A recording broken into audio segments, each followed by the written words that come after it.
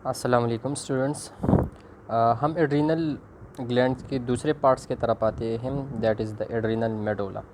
पिछले लेक्चर में हमने ये कवर किया था कि जो एड्रीनल ग्लैंड है उसके दो पार्ट्स हैं। एक उसका outer part which is made of 3 layers and secret different groups of hormone, और उसकी एक्शन भी हमने डिस्कस की थी। और आज हम एड्रीनल मेडुला यानी जो उसका इनर पार्ट है उसको डिस्कस करेंगे कि वहाँ से कौन कौन से हार्मोन रिलीज़ होते हैं और उसके एक्शन बॉडी की डिफरेंट एक्टिविटीज़ के ऊपर क्या होंगी। So it form the 20% of the inner part of the adrenal glands and it is made of interlacing card of cell, यानी उसमें जो सेल्स है that are arrange in the cards, और वो कार्ड्स एक दूसरे के बहुत करीब है। ये सेल एक दूसरे की बहुत एडजेसेंट होते हैं and these cells are called chromaffin और पियोक्रोम और क्रोमोफेल सेल। ये तीन सेल्स के नाम है, सेम टाइप ऑफ सेल होते हैं लेकिन जस्ट उसके नाम जो है वो उसमें डिफरेंट हैं। और नाम दिया गया है on the basis of their colour, क्योंकि इसके अंदर जो सेल के अंदर जो साइटोप्लाज्म होते हैं उसकी साइटोप्लाज्म में ग्रेन्यूल्स होते हैं and that granules are colour. So इससे जो सेल का शेप है, कलर है, वो भी हमें एक प्रॉपर ब्राउनिश कलर जो है वो नज़र आते हैं। क्रोमेफिन सेल की फिर 2 टाइप्स हैं। क्रोमेफिन आप कह सकते हैं, पियोक्रोम भी कह सकते हैं, क्रोमोफेल भी कह सकते हैं, ठीक है। सब एक ही नाम है। तो इसमें 2 टाइप ऑफ सेल्स होते हैं। एक को हम कहते हैं epinephrine secretory cells which form the 90% of the total cells. जो टोटल क्रोमोफिन सेल है उसमें 90% जो है वो हमारे पास एपिनेफ्रिन सिक्रेटरी सेल्स है और 10% उसमें नॉर एपिनेफ्रिन सिक्रेटरी सेल्स हैं। याद रखें कि एपिनेफ्रिन को हम एड्रेनलिन भी कहते हैं और नॉर एपिनेफ्रिन को हम नॉर एड्रेनलिन भी कहते हैं। तो अगर लेक्चर में इस तरह का कोई नॉर एड्रेनलिन या नॉर एपिनेफ्रिन या इस तरह का वर्ड्स यूज़ होते हैं तो इसमें कोई कन्फ्यूजन की ज़रूरत नहीं है। ये दोनों एक ही नाम है, एपिनेफ्रिन एड्रेनलिन और nor epinephrine same as nor adrenaline. ये देखें क्रोमेफिन सेल को तो एक दूसरे के साथ एडजेसेंट है, बहुत नज़दीक है, और इसके अंदर जो साइटोप्लाज्म है उसमें ग्रेन्यूल पाए जाते हैं which is the brownish colour जो यहाँ पर नज़र आते हैं आप लोगों को। अब जो हार्मोन यहाँ से सिक्रेट होते हैं इसको हम क्या कहते हैं, कैटेकोलामिन, ठीक है। पिछले लेक्चर में भी हमने कवर किया था कि the hormone of the adrenal medulla are called catecholamine, ठीक है। तो कैटेकोलामिन्स में 3 हार्मोन्स इंक्लूड है। This is the class of hormone और इसमें फिर 3 इंडिविजुअल हार्मोन है, दैट इज़ एपिनेफ्रिन और adrenaline which found in the blood plasma 3 microgram per decilitre of blood. Norepinephrine जो है या नॉर एड्रेनलिन ये 30 माइक्रोग्राम पर डेसीलीटर, और डोपामीन जो है इससे कम अमाउंट में पाए जाते हैं। अब डोपामीन कहाँ से सीक्रेट होते हैं तो ये आगे हम डिस्कस करेंगे कि डोपामीन कहाँ से सीक्रेट होते हैं। एपिनेफ्रिन और ना एपिनेफ्रिन जो है वो हमने तो डिस्कस की कि उसके लिए अपनी सिक्रेटरी सेल्स है क्रोमेफिन में। अब ये जो हार्मोन्स है that are synthesise from amino acid, तो इसका नेचर जो है वो पेप्टाइड नेचर है, नॉट स्टेरॉइड। जो हमने पिछले एड्रिनल कॉर्टेक्स के जो हार्मोन थे जिसको हमने कार्टिकोस्टेरॉन या कार्टिकोस्टेरॉइड का नाम दिया था क्योंकि वो स्टेरॉइड नेचर के थे। यहाँ पर जो हार्मोन है that is basically the peptide hormone, और जिस अमाइनो एसिड से ये बनते हैं उसको हम कहते हैं फिनाइल एलेनिन एंड टायरोसिन। इन दोनों हार्मोन से ये बनते हैं इनसाइड द क्रोमेफिन सेल, और क्रोमेफिन सेल में जब ये बन जाते हैं तो उसके अंदर जो ब्राउन कलर के ग्रेन्यूल्स होते हैं उसमें जाकर ये स्टोर हो जाते हैं। अब जितने भी ये हार्मोन है इसमें से 85% जो है वो सिंपैथेटिक नर्व फाइबर अपटेक करते हैं, उसके अंदर चले जाते हैं, उसकी नर्व एंडिंग के अंदर, और वहाँ पर एज ए न्यूरो ट्रांसमीटर काम करते हैं। हमने न्यूरोमस्कुलर जंक्शन में बात की थी एसिटाइलकोलिन की, तो उसी तरह की जो नर्व फाइबर की एंडिंग होती है उसमें ये स्टोर होते हैं। लेकिन वहाँ पर हम पैरासिम्पैथेटिक की बात करते थे, यहाँ पर हम सिंपैथेटिक नर्व फाइबर की बात करते हैं। जो सिंपैथेटिक नर्वस सिस्टम के फाइबर्स होते हैं पेरिफेरल न्यूरॉन, तो उसकी एंडिंग में ये स्टोर होते हैं और एज ए न्यूरल ट्रांसमीटर का काम करते हैं, एक न्यूरॉन से दूसरी न्यूरॉन या एक न्यूरॉन से एफेक्टर ऑर्गन तक इंफॉर्मेशन को कैरी करते हैं। जबकि 15% इनमें में से वो डिग्रेड होते हैं इन द लीवर। 85% नर्व में चले जाते हैं और 15% डिग्रेड हो जाते हैं इनसाइड द लीवर।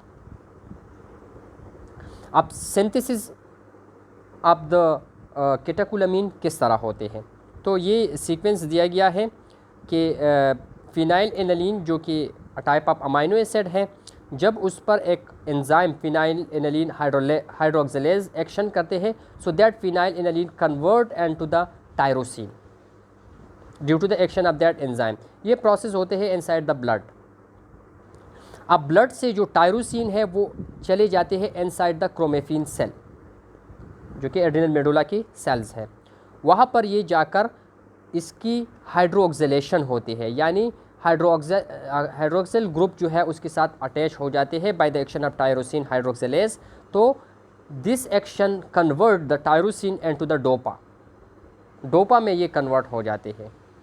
फिर डोपा के ऊपर जो है डोपा डी कार्बोक्सिलेज एक्शन करके उससे कार्बोक्सिलिक ग्रुप रिमूव करते हैं। So due to the removal of the carboxylic group the dopa convert into dopamine. ठीक है, अब डोपामीन क्रोमेफिन सेल से अंदर जाके ग्रेन्यूल के अंदर चले जाते हैं। ठीक है, तो एक वहाँ पर आपके साथ डोपामीन तो बन गया, अब दो हार्मोन आपके साथ रह जाते हैं, that is the adrenaline and noradrenaline. तो वो किस तरह बनेंगे, तो जब डोपामीन की हाइड्रोक्सिलेशन होते हैं by the action of dopamine beta hydroxylase, तो वो जाकर उसके साथ हाइड्रोक्सिलिक ग्रुप को अटैच करते हैं। तो due to the attachment of the hydroxylic group the dopamine convert into the नॉरएड्रेनलिन।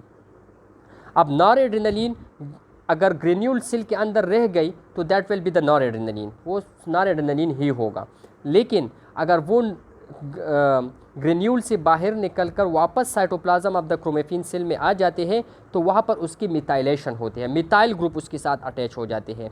So due to the methylation the noradrenaline convert into the adrenaline, और जब वो एड्रेनलिन में कन्वर्ट हो जाते हैं so that adrenaline then again moves to the granule और वहाँ पर वो स्टोर हो जाते हैं। तो आपके साथ तीन हार्मोन यहाँ पर बन गए, पहला डोपामीन बन जाते हैं, इसके बाद नॉरएड्रेनलिन बनते हैं और फिर नॉरएड्रेनलिन बाहर निकलकर उससे एड्रेनलिन बन जाते हैं। तो एड्रेनलिन जैसे बन जाते हैं तो वो भी जाकर ग्रेन्यूल में तीनों हार्मोन जो है आपके साथ ग्रेन्यूल के अंदर स्टोर हो जाते हैं। और फिर वही बात है कि 85% वो जाते हैं into the nerve ending act as a neurotransmitter और 15% जो है वो डिग्रेड होते हैं एंड द लीवर। तो both the adrenaline and noradrenaline act as a neurotransmitter at specific receptor, और जिस रिसेप्टर के ऊपर ये एक्शन करते हैं उसको हम एड्रेनर्जिक रिसेप्टर कहते हैं। तो एड्रेनर्जिक रिसेप्टर हमारे पास 4 किस्म के होते हैं, alpha 1, alpha 2, beta 1 and beta 2। ये 4 टाइप्स है एड्रेनर्जिक रिसेप्टर के। तो एड्रेनलिन मेनली जो एक्शन करते हैं वो अल्फ़ा और बीटा रिसेप्टर के ऊपर करते हैं, 1, 2 दोनों पर वो करते हैं, लेकिन अल्फ़ा एंड बीटा पर करते हैं। जबकि नॉरएड्रेनलिन मोस्टली जो एक्शन करते हैं वो अल्फ़ा रिसेप्टर पर करते हैं, अल्फ़ा 1 एंड अल्फ़ा 2 पे। जब ये दोनों हार्मोन इसी अपने रिसेप्टर के ऊपर, एड्रेनर्जिक रिसेप्टर के ऊपर, चाहे अल्फ़ा हो या बीटा हो, इस पर एक्शन करते हैं तो इसके रिस्पांस में सिंपैथेटिक एक्टिविटी इनिशिएट होती है। सिंपैथेटिक एक्टिविटी क्या होते हैं, फ्लाइट और फाइट मोड, यानी हमारे बॉडी की एक्टिविटीज़ जो है वो इंक्रीज़ हो जाते हैं। ठीक है, अब स्पेसिफिक एक्शन की फंक्शंस के ऊपर इसका क्या एक्शन होगा, तो मेटाबॉलिज्म सबसे पहले उस पर एक्शन देखते हैं कि मेटाबॉलिज्म पर उसका क्या इफेक्ट होगा। सो एड्रेनलिन जो उनकी अल्फ़ा एंड बीटा दोनों रिसेप्टर पर एक्शन करते हैं तो इसका एक्शन ज़्यादा as as compare to the noradrenaline, particularly and अगर हम मेटाबॉलिज्म के कॉन्टेक्स्ट में बात करें तो इससे क्या होगा, इससे ये होगा कि बीएमआर जो है वो इंक्रीज़ होगा। बीएमआर हम डिस्कस कर चुके हैं कि the basal metabolic rate increase होगा। किस तरह इंक्रीज़ होगा, by the consumption of oxygen, oxygen की कंजम्पशन इंक्रीज़ होगा और कार्बन डाइऑक्साइड की प्रोडक्शन ज़्यादा होगी। तो जब हमारे बॉडी में ऑक्सीजन की कंजम्पशन ज़्यादा होती है, फूड ज़्यादा से ज़्यादा ऑक्सीडाइज होते हैं, तो उसका नेट इफ़ेक्ट क्या होगा? एनर्जी की प्रोडक्शन ज़्यादा होगी। तो मेटाबॉलिज्म में बेसिकली एनर्जी की प्रोडक्शन होती है, तो इसको हम कैलोरीजेनिक इफ़ेक्ट भी कहते हैं। दूसरा जो है ये करते हैं ग्लाइकोजिनोलाइसिस। अब ग्लाइकोजिनोलाइसिस क्या है? ग्लाइकोजिनोलाइसिस कहते हैं कि ग्लाइकोजन की ब्रेकडाउन, क्योंकि जो ग्लूकोज होते हैं हमारे पास लीवर और मसल में in a form of glycogen store होते हैं। तो जब उस पर कैटेकोलामिन एक्शन करते हैं तो वो ग्लाइकोजन जो है वो ब्रेकडाउन होते हैं शुगर में, और आपके साथ ब्लड की में जो शुगर का लेवल है वो इंक्रीज़ हो जाएंगी। तीसरा इसका जो फंक्शन है वो फैट्स के ऊपर है, कि जो स्टोर फैट्स होते हैं इन द एडिपोज टिश्यू, उसको मोबालाइज करके ये लेकर आते हैं इनसाइड द ब्लड, तो ब्लड में फैट्स का लेवल बढ़ जाते हैं। लेकिन हमने पिछले लेक्चर में डिस्कस किया था कि इस एक्शन के लिए कॉर्टिसोल यानी जो ग्लूकोकार्टिकाइड है उसका होना ज़रूरी है। कार्डियोवास्कुलर सिस्टम के ऊपर इसका इफ़ेक्ट ज़्यादा है। तो कार्डियोवास्कुलर सिस्टम पर इसका इफ़ेक्ट क्या होगा? When adrenaline act on the beta receptor, हमने बात की थी कि अल्फ़ा बीटा दोनों पर एक्शन करते हैं, लेकिन यहाँ पर हम स्पेसिफिकली अगर बीटा रिसेप्टर को ले तो जब ये बीटा रिसेप्टर पर एक्शन करते हैं तो एट इंक्रीज कार्डिक आउटपुट। अब कार्डिक आउटपुट क्या चीज़ है? So cardiac output is the product of stroke volume multiplied by heart rate. Stroke volume कहते हैं कि एक बीट में हार्ट कितना ब्लड पंप करता है, इसको हम स्ट्रोक वॉल्यूम कहते हैं। अब एक मिनट में कितना करेगा, तो अगर हम इसको हार्ट रेट से मल्टीप्लाई कर ले, हार्ट रेट कहते हैं number of beats per minute, तो ये हमारे पास आएंगे पर मिनट में कि ब्लड कितना पुश करता है हार्ट। तो cardiac output is the product of stroke volume और हार्ट रेट, और हम ये भी कह सकते हैं कि cardiac output is the amount of blood pump by the heart in 1 minute. अब ये कार्डिक आउटपुट को किस तरह इंक्रीज़ करेंगे? सो बाय द क्रोनोट्रोपिक एक्शन। क्रोनोट्रोपिज्म कहते हैं इंक्रीज इन हार्ट रेट को। तो अगर आपके साथ हार्ट रेट इंक्रीज होता है तो ऑब्वियसली कार्डिक आउटपुट इंक्रीज होगा। दूसरा आइनोट्रोपिज्म। आइनोट्रोपिज्म कहते हैं फोर्स ऑफ कंट्रैक्टिलिटी, कि हार्ट जो है वो फोर्सफुली कंट्रैक्ट होगा। तो अगर आपके साथ हार्ट फोर्सफुली कंट्रैक्ट होते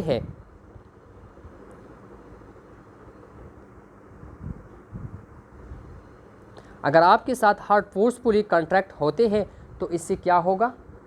मैक्सिमम अमाउंट में जो ब्लड है वो पोर्स आउट होगा आउटसाइड। तीसरा जो फंक्शन है वो बेथमोट्रोपिज्म है। बेथमोट्रोपिज्म है इंक्रीज इन एक्साइटेशन। ऐसे नोट ज़्यादा से ज़्यादा एक्साइट होगा, तो जब ऐसे नोट से एक्साइटेशन ज़्यादा होगी, इम्पल्स ज़्यादा आएंगे, तो ऑब्वियसली हार्ट रेट इंक्रीज होगा। And the fourth one is the dromotropism, that is increase in conduction. अगर आपके साथ एक्साइटेशन ज़्यादा है लेकिन कंडक्शन नहीं हो रही, इम्पल्स आगे फॉरवर्ड नहीं हो रहा, तो इसका भी कोई इफ़ेक्ट नहीं होगा। लेकिन ड्रोमोट्रोपिज्म में कंडक्शन भी ज़्यादा होगा, एक्साइटेशन भी ज़्यादा है, कंडक्शन भी ज़्यादा है, फोर्स ऑफ कंट्रैक्शन भी ज़्यादा है और हार्ट रेट भी ज़्यादा है। तो ओवरऑल इफेक्ट क्या होगा कि हार्ट से ज़्यादा स्ट्रोक वॉल्यूम निकलेगा और आपका कार्डिक आउटपुट इंक्रीज़ होगा। इसके अलावा both adrenaline and noradrenaline जब वो अल्फ़ा रिसेप्टर पर एक्शन करते हैं तो it cause vaso construction, blood vessel को ये कंस्ट्रक्ट करते हैं। लेकिन जब एड्रेनालिन बीटा रिसेप्टर पर एक्शन करते हैं, अब द ब्लड वेसल, हमने beta receptor of the heart की बात की, अब यहाँ पर जो बीटा रिसेप्टर है अब द वेसल, ब्लड वेसल के ऊपर, तो इट काज वेजो डायलेशन, लेकिन ये इफेक्ट बहुत मिनिमम इफेक्ट है, क्योंकि एड्रेनालिन का इफेक्ट ज़्यादा से ज़्यादा हार्ट के ऊपर होता है, वेसल के ऊपर उसका इफेक्ट कम है। वेसल पर इफेक्ट नॉन एड्रेनालिन का ज़्यादा है। इसके अलावा adrenaline beta receptor of the blood के ऊपर भी एक्शन करते हैं, पर्टिकुलरली इन द प्लेटलेट्स, और वहाँ पर कोगुलेशन को ये डिक्रीज़ करते हैं, तो कोगुलेशन टाइम को डिक्रीज़ करते हैं। तो मिनिमम टाइम में कोगुलेशन होगी, यानी रैपिड कोगुलेशन जो है वहाँ पर होगी, ब्लड क्लॉटिंग ज़्यादा होगी। अब ब्लड प्रेशर पर इसका क्या इफ़ेक्ट होगा, तो हमने ऑलरेडी बात की कि एक तो ये कार्डिक आउटपुट को इंक्रीज़ करते हैं। तो कार्डिक आउटपुट की इंक्रीज़ होना क्या है कि ज़्यादा से ज़्यादा ब्लड पुश होगा, तो पुशिंग ऑफ द ब्लड की वजह से जो सिस्टोलिक ब्लड प्रेशर है वो ज़्यादा होगा। सिस्टोलिक ब्लड प्रेशर क्या है, the pressure of the blood at the end of contraction. जब हार्ट कॉन्ट्रैक्ट होता है तो ब्लड वेसल के अंदर उस ब्लड के प्रेशर को हम क्या कहते हैं, सिस्टोलिक ब्लड प्रेशर कहते हैं। लेकिन दूसरी तरफ हमने बात की कि इसका मिनिमल इफेक्ट ब्लड वेसल के ऊपर भी है कि ब्लड वेसल को ये डायलेट करते हैं। तो dilatation of the blood vessel leads to decrease in the diastolic blood pressure. तो एक तरफ आपके साथ सिस्टोलिक ब्लड प्रेशर इंक्रीज़ हो रहा है और दूसरी तरफ डायस्टोलिक ब्लड प्रेशर डिक्रीज़ हो रहा है। तो ओवरऑल जो मीन आर्टेरियल प्रेशर है उसके ऊपर इतना ज़्यादा इफेक्ट नहीं होगा। अगर इफेक्ट है तो वो स्लाइटली सिस्टोलिक ब्लड प्रेशर के ऊपर होगा। इसके बाद नॉर एड्रेनलिन का क्या इफेक्ट है ब्लड प्रेशर के ऊपर, तो ये अल्फा रिसेप्टर पर एक्शन करते हैं, हमने बात की है। तो वहाँ पर ये वेजो कंस्ट्रक्शन करते हैं और वेजो कंस्ट्रक्शन की वजह से ब्लड प्रेशर यानी सिस्टोलिक ब्लड प्रेशर वो इंक्रीज़ होगा और डायस्टोलिक ब्लड प्रेशर भी इससे इंक्रीज़ होगा। तो नेट इफेक्ट अब बोथ हार्मोन क्या होगा, दोनों हार्मोन जो है वो आपके साथ ब्लड प्रेशर को इंक्रीज़ करेंगे। नॉर एड्रेनलिन ज़्यादा इंक्रीज़ करते हैं एज़ कम्पेयर टू एड्रेनलिन, क्योंकि उसका इफेक्ट ब्लड वेसल के ऊपर ज़्यादा है। रिस्पायरेटरी सिस्टम और सेंट्रल नर्वस सिस्टम के ऊपर इसका क्या इफेक्ट है। सो एड्रेनलिन हमने बात की कि वो बीटा रिसेप्टर के ऊपर एक्शन करते हैं और अल्फ़ा दोनों पर करते हैं। तो हमारे जो ब्रोंकाई है, रिस्पायरेटरी सिस्टम की ब्रोंकाई, वो उसके ऊपर भी बीटा रिसेप्टर मौजूद है। जब ये उस बीटा रिसेप्टर के ऊपर एक्ट करते हैं सो वहाँ पर ब्रोंको डायलेशन होगी, ब्रोंकाई डायलेट होगा, उसका डायमीटर ज़्यादा हो जाते हैं। दूसरी तरफ it increase the respiratory rate, जल्दी जल्दी हम सांस लेंगे, plus it increase the force of respiration, deep breath हम लेंगे, ब्रीथ डीप होगा, रेट ऑफ ब्रीथिंग ज़्यादा होगी और ब्रोंकाई भी डायलेटेड है। तो मैक्सिमम अमाउंट में ऑक्सीजन हमारे एल्वेलाई के अंदर जाएंगी। तो ओवरऑल इफेक्ट इसका क्या होगा, इंक्रीज इन ऑक्सीजनेशन, आपकी ऑक्सीजनेशन अच्छे होगी। सेंट्रल नर्वस सिस्टम पर इसका क्या इफेक्ट है, तो जब हमारा सेंट्रल नर्वस सिस्टम स्ट्रेस को एक्सपोज होते हैं, चाहे जो भी टाइप ऑफ स्ट्रेस हो, जब उसको वो एक्सपोज हो जाते हैं तो ऑटोमेटिकली एड्रिनल मेडुला जो है वो एड्रेनलिन को रिलीज़ करते हैं और वो जाकर ब्रेन में जो बीटा रिसेप्टर है उस पर एक्ट करते हैं और वहाँ उसकी एक्टिविटी इंक्रीज़ करते हैं। तो increase in the activity of the brain क्या होगा, एंजाइटी एंड डिप्रेशन होगा। इसके अलावा it also increase the electrical activity of nerve fibre bye acting on alpha receptor. Maximum amount में जो है वो नर्व इम्पल्स की कंडक्शन होगी। ठीक है, आप लोगों ने अक्सर देखा होगा कि फियर या डिप्रेशन के दौरान हाथ पाँव जो है वो कांपते हैं, वो due to the hyper electrical activity की वजह से होते हैं। अब मसल्स के ऊपर इसका क्या इफेक्ट है, so adrenaline act on alpha and beta 2 receptor of skeletal muscle, ठीक है, काज द सीवियर कंट्रैक्शन। जिस तरह मैंने आप लोगों को पिछला एग्जांपल दिया कि हाथ पाँव कांपते हैं, तो वो मसल के ऊपर इसका इफेक्ट ज़्यादा होता है, स्केलेटल मसल के ऊपर। इसके अलावा जो स्मूथ मसल की अल्फा एंड बीटा रिसेप्टर है, तो वहाँ पर भी ये कंट्रैक्शन जो है काज करते हैं, ठीक है, और कुछ इससे इस तरह है जहाँ पर वो रिलैक्सेशन भी काज करेंगे। तो वो नीचे दी गई है कि कौन सी मसल्स जो है स्मूथ मसल, उसमें ये कंट्रैक्शन काज करेंगी, like spleen, uterus, GI sphincter, gall bladder, erector pili, dilator pupillae of the iris, ठीक है, वहाँ पर ये कंट्रैक्शन काज करते हैं। जबकि नॉन स्पेंस्टर जो जीआईटी है, यानी एसोफेगस हो गया, स्टमक हो गई, इंटेस्टाइन हो गए, तो उसमें ये रिलैक्सेशन करते हैं। यूरिनरी ब्लैडर, ब्रोंकियोल, उसमें ये रिलैक्सेशन करवा देते हैं।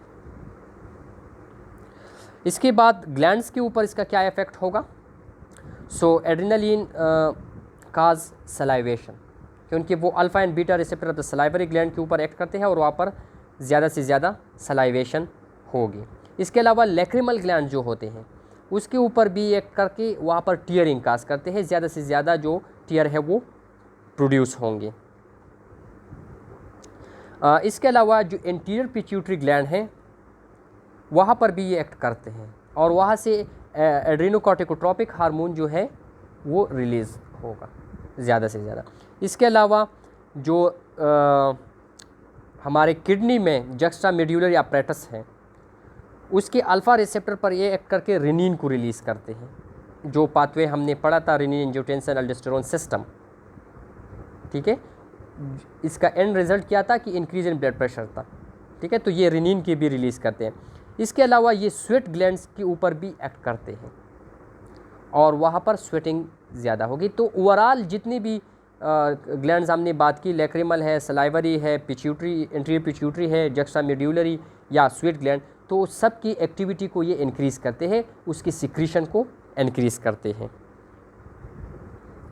अब ये किस तरह रेगुलेट होते हैं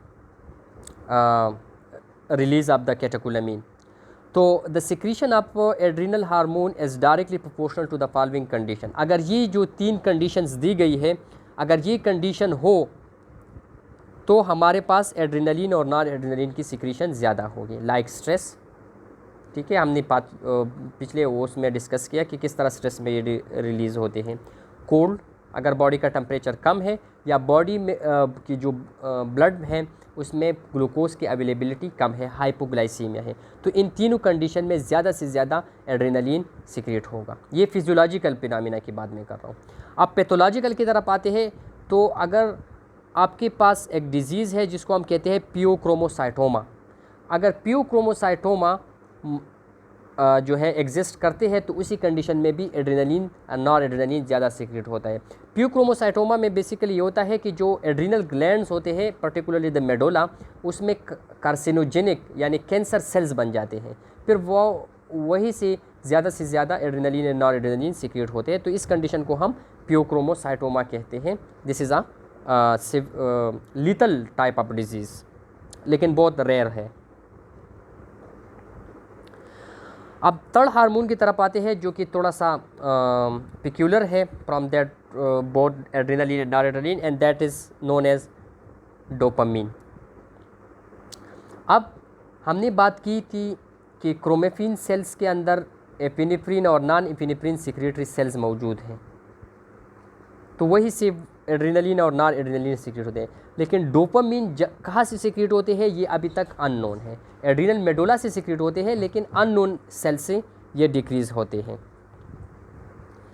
इसके अलावा ये जो ब्रेन में बेजल गैंग्लिया होते हैं वहाँ से भी सिक्रेट होते हैं, और ये जिस रिसेप्टर के ऊपर एक्ट करते हैं उसको हम डोपामिनर्जिक रिसेप्टर कहते हैं। फंक्शन उसकी सेम एड्रेनलिन एंड नॉरएड्रेनलिन की तरह है कि न्यूरल ट्रांसमीटर की तरह ये काम करते हैं। जनरल अगर हम इसकी फ़ंक्शन की बात करें तो इट काज वेजो कंस्ट्रक्शन, जिस तरह नॉरएड्रेनलिन करते थे, कि उनकी ये वेजो कंस्ट्रक्शन डायरेक्टली नहीं करते बल्कि ये जाकर वेसल के ऊपर एक्ट करते हैं, और अल्टरनेटिवली वहाँ से एड्रिनल मेडोला जो है उससे नॉरएड्रेनलिन सीक्रेट होके क्या करते हैं, वेजो कंस्ट्रक्शन करते हैं। लेकिन मेजेंट्री एरिया में ये वेजो डायलेशन करते हैं। मेजेंट्री एरिया क्या है? वो टिश्यू जो कि इंटेस्टाइन को एब्डोमिनल वॉल के साथ अटैच करते हैं। यहाँ पर आप लोग डायग्राम में देख सकते हैं, ठीक है, ये हमारे पास है मेजेंट्री, ठीक है, ये जो येल्विश नज़र आते हैं, it attach the intestine to the abdominal wall. तो मेजेंट्री में ये वेजो डायलेशन करते हैं, बाकी बॉडी में ये वेजो कंस्ट्रक्शन करते हैं। इसके अलावा ये हार्ट के ऊपर भी इसका एक्शन है, and increase the heart rate inside the heart. इसके अलावा सिस्टोलिक ब्लड प्रेशर को ये इंक्रीज़ करते हैं, जबकि डायस्टोलिक ब्लड प्रेशर के ऊपर इसका क्या कोई इफ़ेक्ट नहीं है। अब अगर डोपामीन की डिफिशिएंसी आ जाती है तो इसका इफ़ेक्ट मेनली ब्रेन के ऊपर होते हैं, और डिफिशिएंसी ऑफ डोपामीन बेसिकली आप लोगों ने सुना होगा पार्किंसन डिजीज़ में आ जाती है। उसमें जो बेजल गैंग्लिया है वहाँ से डोपामीन कम रिलीज़ होते हैं, which leads to the an abnormal condition known as Parkinsonism. So it is all about the adrenal medulla and their hormones, और यहीं पर हमारा जो एंडोक्राइन सिस्टम का चैप्टर है वो ख़त्म हो जाते हैं। इससे आगे हम और जो रीनल सिस्टम है वो स्टार्ट करेंगे। इसमें अगर कोई क्वेश्चन हो तो आप लोग पूछ सकते हैं। Thank you very much.